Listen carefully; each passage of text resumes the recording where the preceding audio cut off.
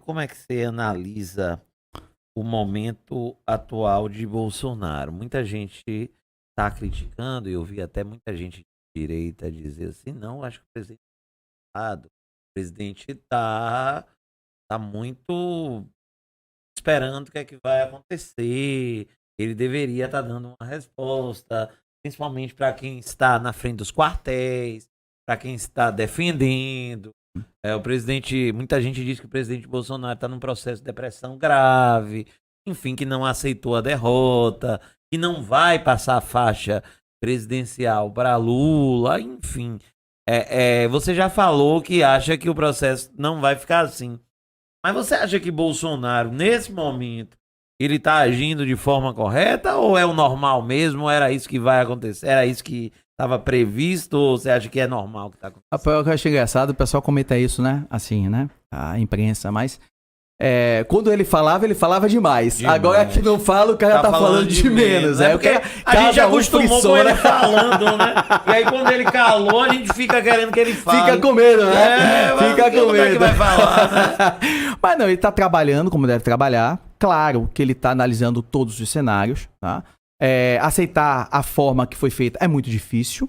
Eu, falando como César, não aceitaria, em hipótese alguma, quem sabe o que aconteceu nesse processo todo. Eu, César, não passo faixa para o presidente, se for eleito o Lula, porque não foi um processo que eu considero democrático, então isso eu não vou legitimar esse processo. Eu, César, também não cumprimento pessoas como Lula, que eu não cumprimento ladrão, criminoso, né? E alguém que eu não falo, não cumprimento. Então, a postura tem que ser essa. Não pode ser postura de sorrisinho, não pode ser postura de amiguinho, não pode. Porque ali é um inimigo do Brasil. Não sei se você acompanhou a fala do secretário-geral da ONU. O secretário-geral não, o secretário da ONU. Esqueci o nome dele agora, na COP 15, né? Kofi Annan? Não, esqueci o nome dele agora. Não é mais Kofi Annan. Não. É o japonês. Agora. Que falou sobre a questão do meio ambiente, né? Sim. Dizendo que 30% das terras do mundo são inférteis, que 1 milhão de animais estão morrendo para ser extintos e que precisa um órgão internacional ter a posse até 2030 de 30% das terras globais e dos mares globais. E a Amazônia entra bonito nisso aí. E aí você ouve um discurso do Lula, na época do debate, né, falando que precisa ter uma liderança que defenda a sustentabilidade, que respeite a Amazônia e tal. Isso é questão de soberania nacional. Não é isso? Antônio? O nome do secretário da ONU. Antônio, né? Antônio Guterres.